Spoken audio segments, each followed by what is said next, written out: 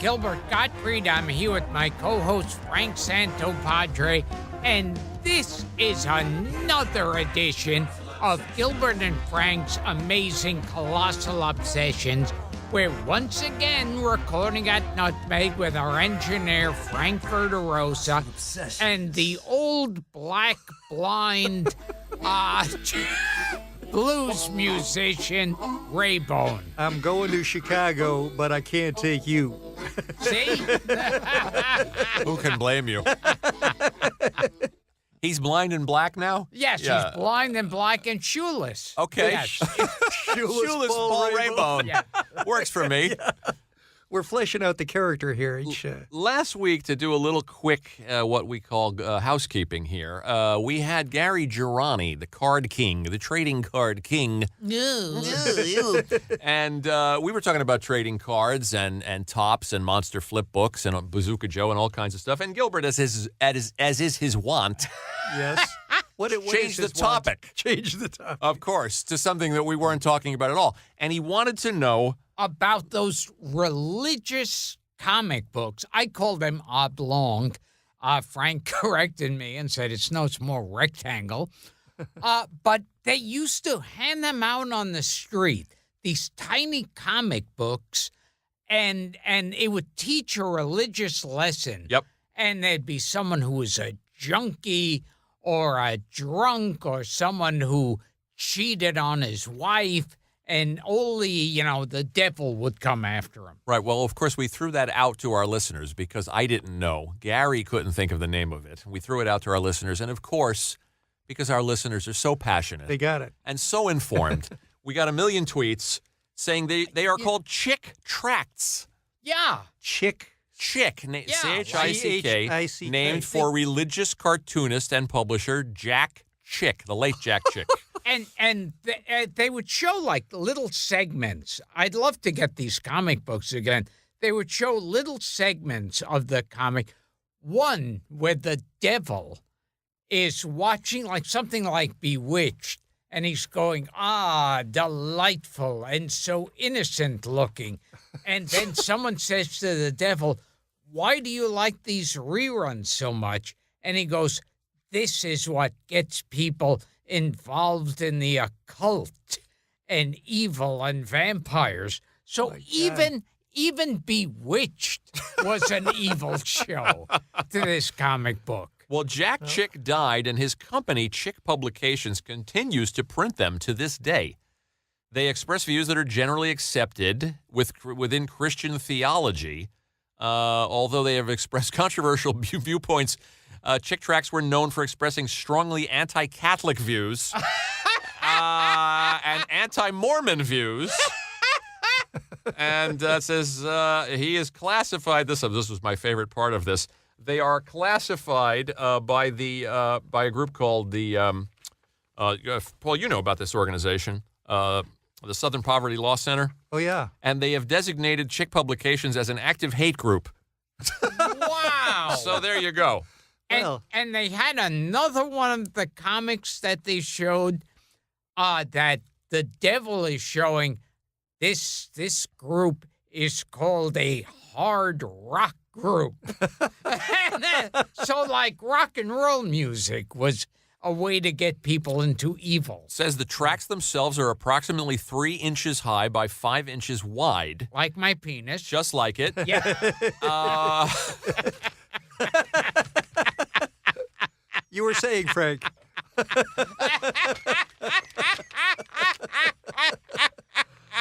I'm just going to continue to read. And let's see. And approximately 20 pages in length. Well, Gilbert's is more of a short story. More of an essay. Right.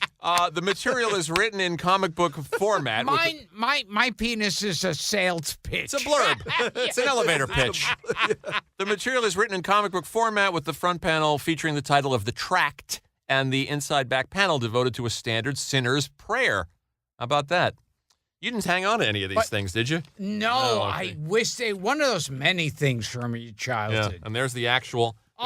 There's an actual two panel comic that is Two about Panic about is more like about it. Satanism. So there you go. But as long as they remain being anti-Catholic and anti-Christian, You're good with them. I'll be a fan. right. Because it's all these years and they've left the Jews alone. That's an accomplishment. Had you heard of these, Paul? You're a No, I learned hadn't fellow. heard about them at all, but it raises the obvious question of how many times have we had the devil in the booth here with us? You know, A few times. A few times. Yeah. And people, It's in the details. I also mentioned those packages of monster cards. Oh, people wrote those too. I sent them. I sent them to yeah. you. I sent the images with to a you. little monster toy and Yeah. some cheap candy. People came up with those. And there were photos of those packs that Yeah. they sent me. Yeah. And can I see what that strip was? We have a lot of reach Yeah, on this show. Let's see. It's something about Satanism. because I can that find you monster candy, I mean, that was like when I was 2 or something. Right. Oh, let's see if I can make this out. You want me to read it? They let, yeah, okay. They let us into stuff we found in the Harry Potter books. Ouija boards, crystal balls. Samantha, the Potter books open a doorway that will put untold millions of kids into hell. Uncle Bob, you don't know the half of it. Holly's dad is a preacher, and he likes the Harry Potter stories. Hey, what about all the occultic? That's a word, occultic? Occultic. Occultic junk You in know- my room. Should I destroy it? Absolutely. For a second there, you were falling into a Chico. You said, Hey, hey, what hey, about boss. the occult? hey, boss. And Well, see, he's there- my countryman. Yeah. Yeah. See, there too. Yeah. It's like they're against Harry Potter. Yeah. That's evil. Yeah, anything that any wizardry or any magic or anything like that is it's sacrilege, That's right. right? And I remember a story that Welcome to another episode Yeah. of Lamp Unto My Feet. yes, Groucho's wife said something to a reporter derogatory about Perry Como. And Perry Como then said to that reporter, well, she just doesn't like Italians. And they asked Groucho, and he said, no, she liked my brother Chico, and he's Italian. Nicely done. Shall we get on to the theme of this actual Well, what is episode? the theme of this episode? Well- And thank you for that Chick Tracks and the Monster Candy. Yes, we'll ads. get the Yes. names of the people and actually thank them properly next week. And if Chick Tracks wants to send me any of your comic books, Yeah. believe me. And a free pillow from Lisa. Yes, Gilbert's- yes. Gilbert's address is 25. No, never mind. Yeah. What we're going to do is we did a while back, we did in 2016, I can't believe we skipped 2017, but in 2016, we did the 50th year of pilots, forgotten shows from 1966. Yes. And this time we're doing 50 years ago was 1968. I love to do my 60s trivia and my 70s trivia. So these are some shows, some very well known, some lesser known from 1968. We thought we'd try to stump you Oh, boy. by playing the theme songs of some of them. And with the ones we don't have theme songs for, we're just going to read the cast Yes. and see if you can actually figure out Ooh. what these shows were. And shame on us for not doing 1967 last year. But I guess we always could. Yeah. We could trot it out. I don't think anyone's taking notes. Completists. Just to- You assholes. To set the scene, I tried to find something significant from 1968 to just put us in the mood. Uh-huh. That was the year that Mattel's Hot Wheels were introduced. That's pretty cool. 50 years ago. I loved Hot Isn't that Wheels. amazing? I loved Hot Wheels. Double Trouble. Oh, That was my and, favorite Hot Wheel. and there was that photo someone sent us, and they tweeted us it's a room with a window that says pizza store. Oh, I Oh, the said pizza the guy that store. did the 3D art. yeah. Yes, he did a wonderful job. And there's a glass coffee table with a pile of shit. Yes, his name is jumping out of my head too. And, But again, and it says reserved for D. Thomas. yeah. and there was a pool with the orange wedges. Oh, yes. Yeah, and they had Rondo Hatton on the wall. Oh, yeah. And Yeah. they have a chicken Yeah. and a little box that says Alan Ladd. Yeah, it was really nicely done. Yeah. And they have a menu on the wall, and listed on the menu is a Frankfurter roaster. Oh, really? If you look closely, there's a lot of detail in there. Thank you, everyone, for the Jack. Yeah, everybody. Chick tracks. Jack Chick. I always and I can't say chick without thinking, oh, chick. What? You're saying you saw the candle move?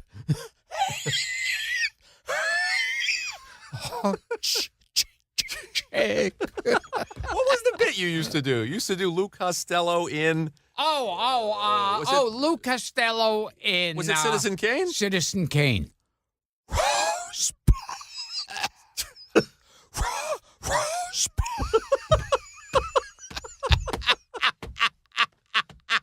Still works.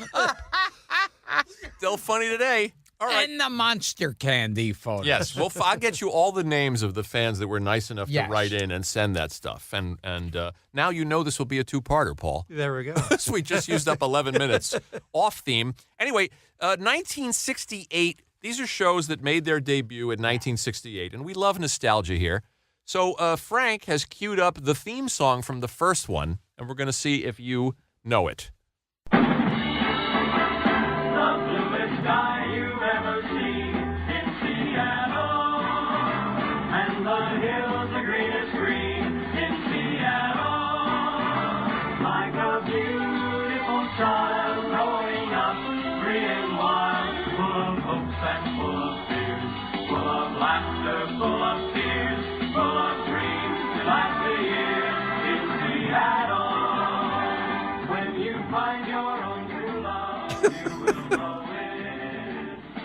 Ring any bells?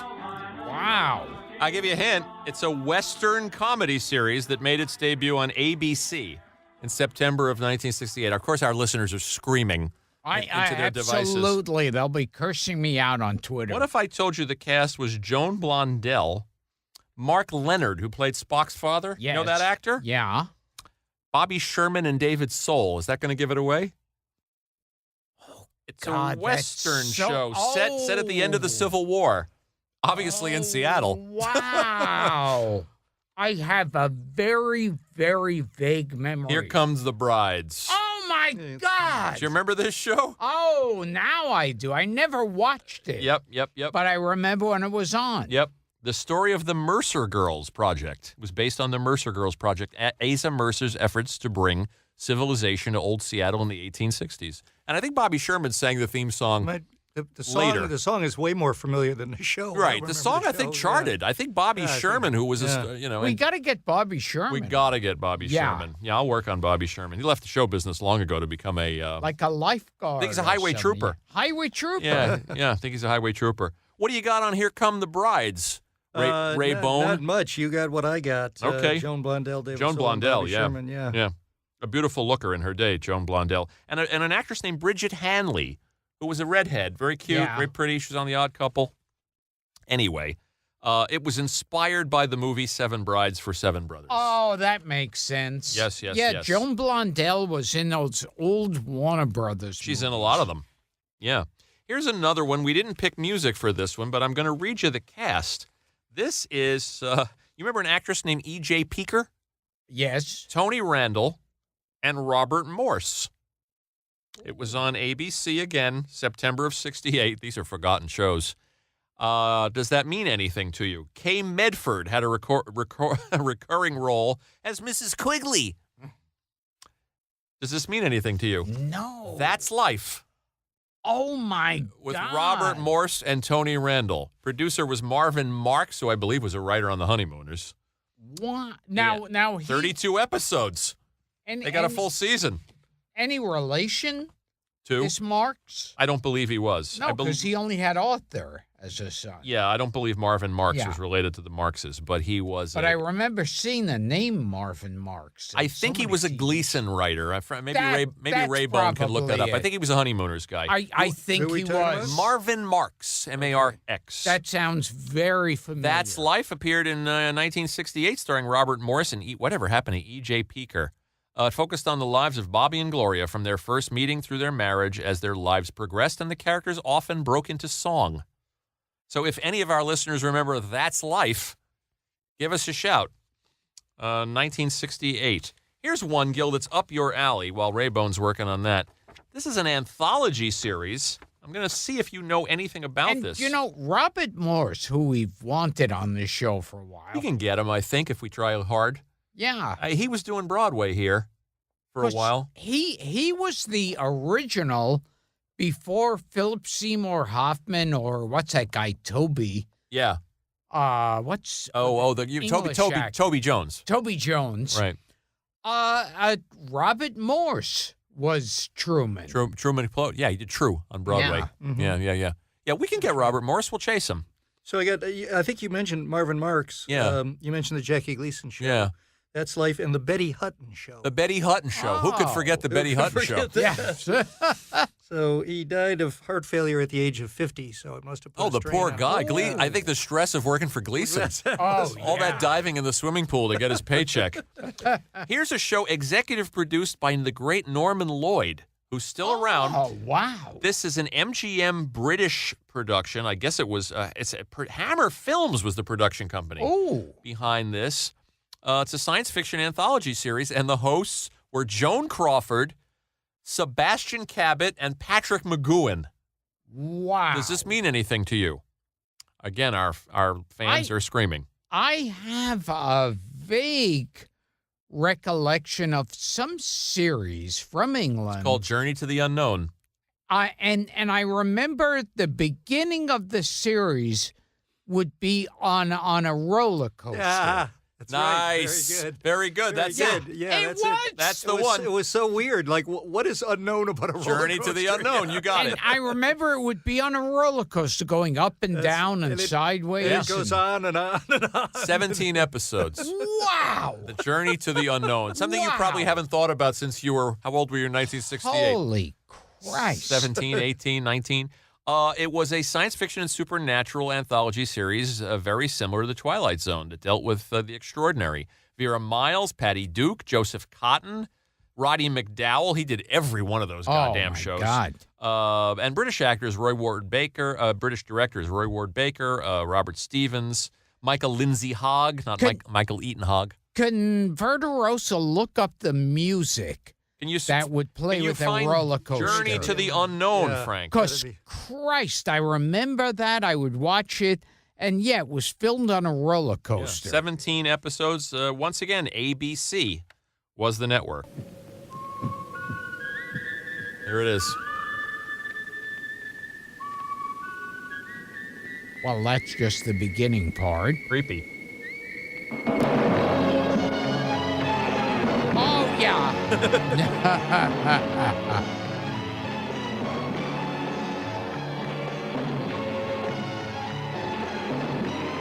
Pretty cool. Ring a bell? Yeah. Now, Frank, can you play the Hello There song? He's kidding. No, I want it. Alan and Rossi's Hello There song.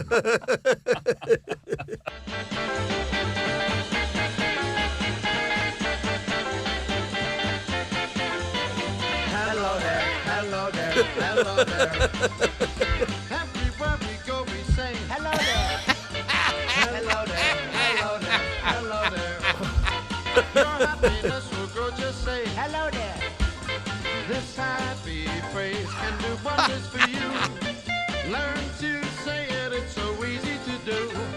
Hello there, hello there, hello there, everybody, and they'll all say hello there to you. Now picture Steve Rossi ripping Mae West's wig off Oh, as, yes, yes. as you're listening to that. You know, if any. That song to me is everything that was great about show business. It's just perfect. Yeah. Well, it's like Art Matrano's. Yes. What's that? Fine and Dandy. Yeah. Yeah. If any song captured the cultural revolution of 1968, that's the song. The Cultural Yeah. Revolution that was Alan and Rossi. Yeah. Yeah. Let's see if we can They were stump. part of the English invasion, I think. The Beatles, Alan and Rossi. Yeah. Yeah. Chad and Jeremy.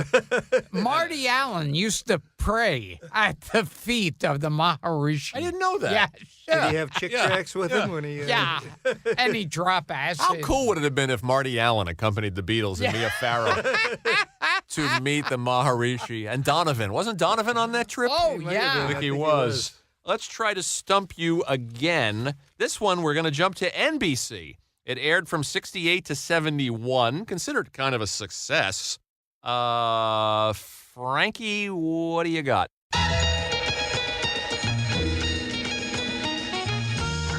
Holy Christ.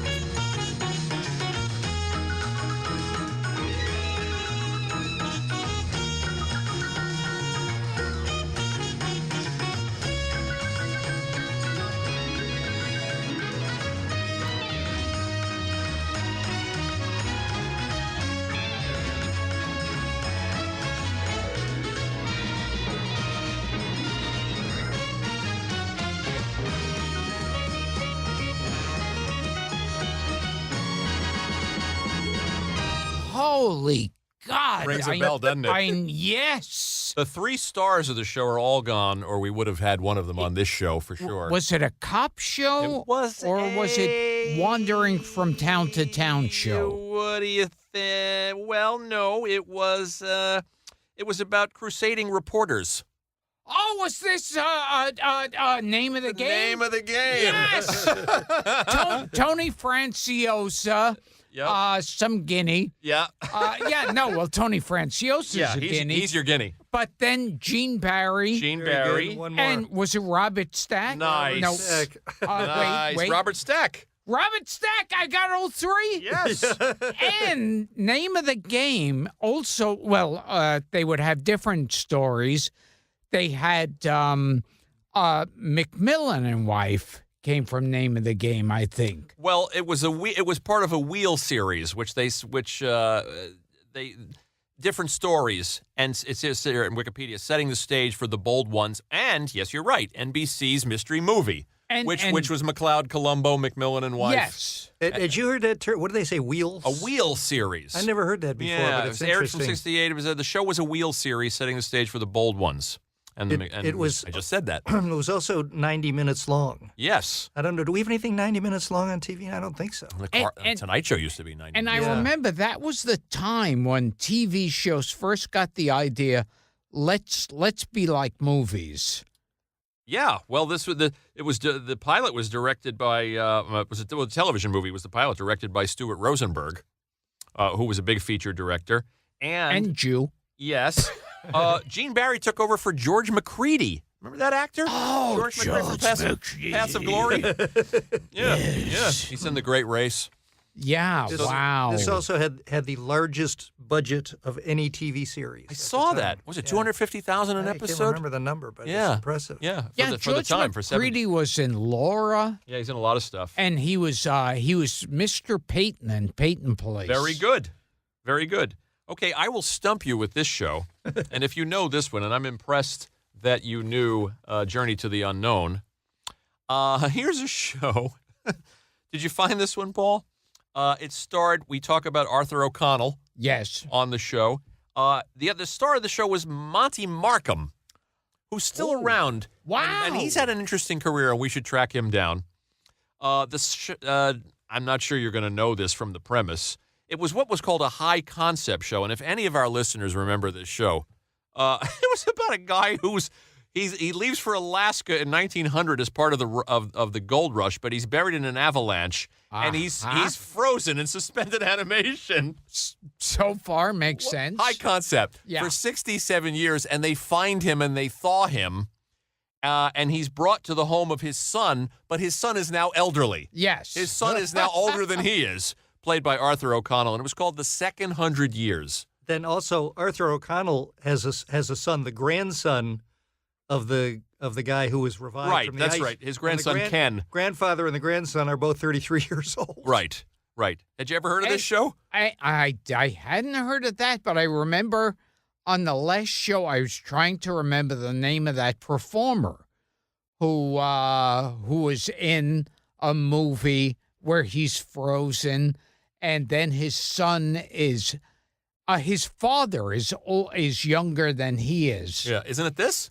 No, it was that, and you found the answer because I had forgotten the guy's name, and it was El Brendel. Oh, El Brendel. Yes. Yeah, right. And I forget the name of the movie now, something like Just Imagine. or Just something. Imagine. Yeah. Just Imagine. Yeah, it was like Sleeper. It was like the plot of Sleeper. Yeah. Weird show. This show was created by a guy named Ed Simmons, who was Norman Lear's writing partner Oh, early in wow. his career, which is a little podcast connection. Oh, and speaking of Arthur O'Connell, I always thought they should have cast as brothers these actors who look and sound alike. There was that Frank Ferguson, Yeah, who was Mr. McDougal in Miss McDougal's House of Horrors. correct. And I was watching an old, I think, Ozzie and Harry. No, Leave It to Beaver. And Beaver takes in a homeless man, and it's Frank Ferguson. No shit. Yeah. Name me one other podcast that's talking about Frank Ferguson and Arthur O'Connell.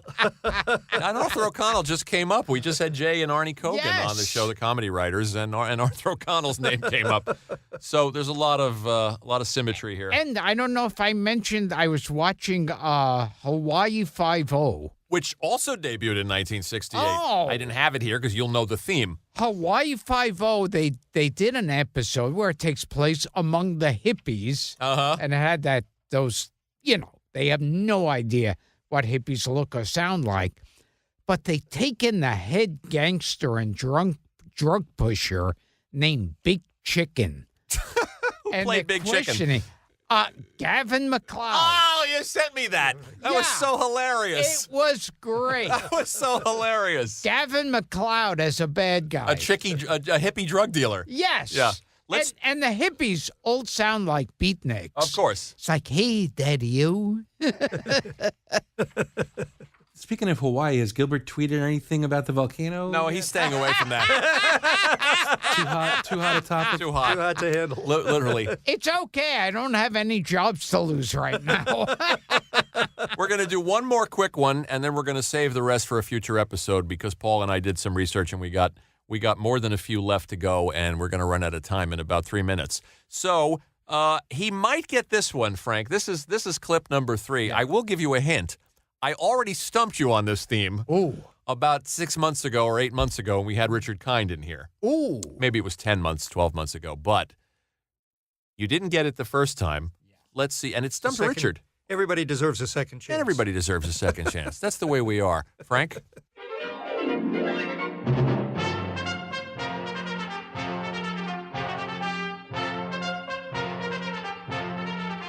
It's a comedy.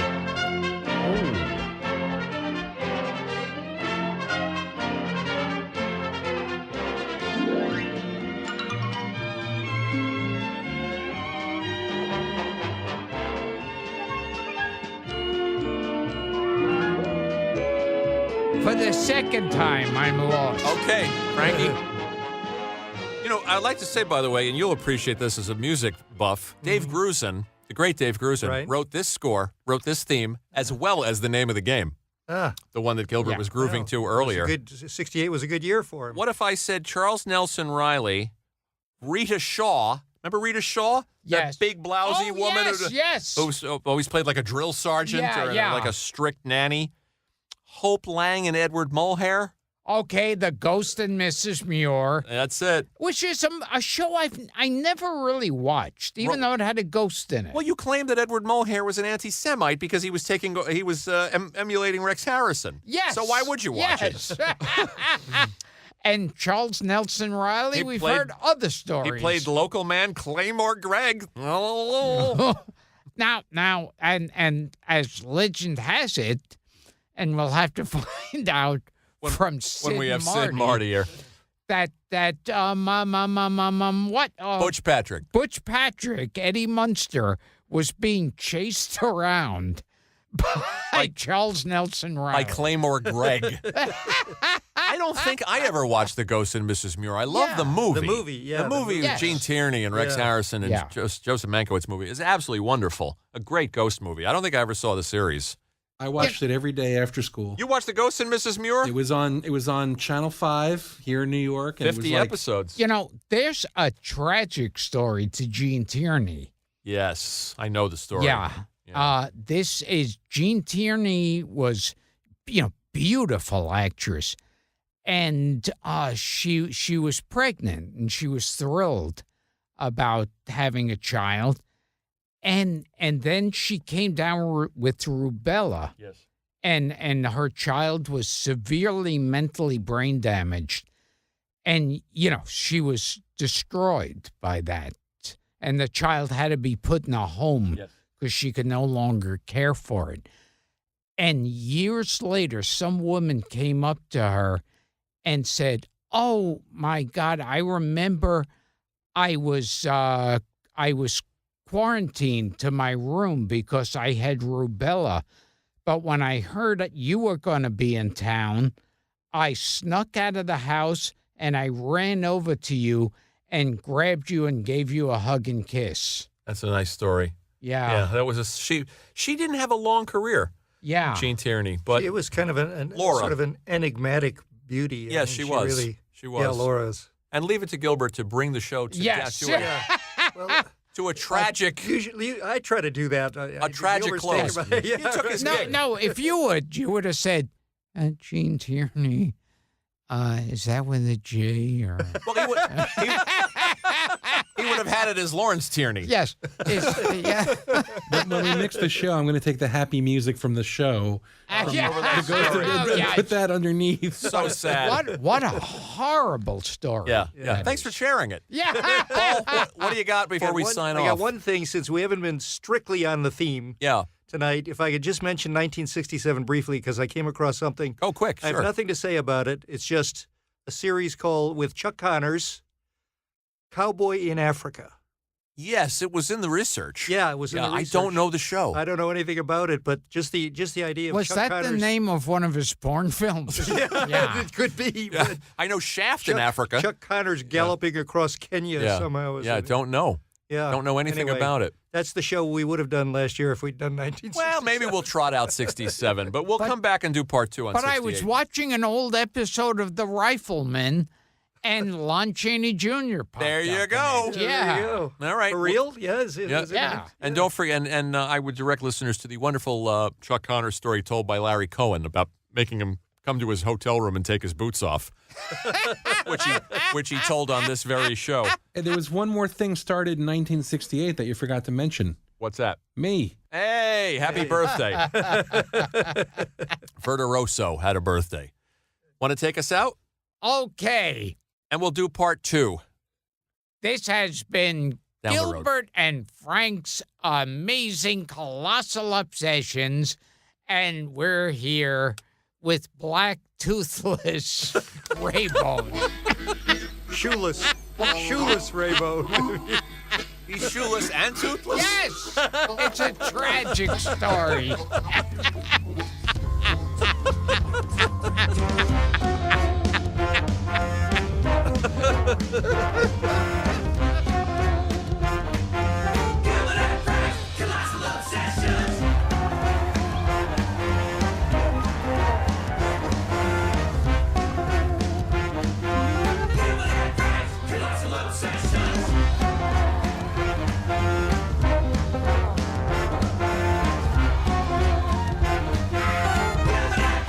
Colossal Obsessions.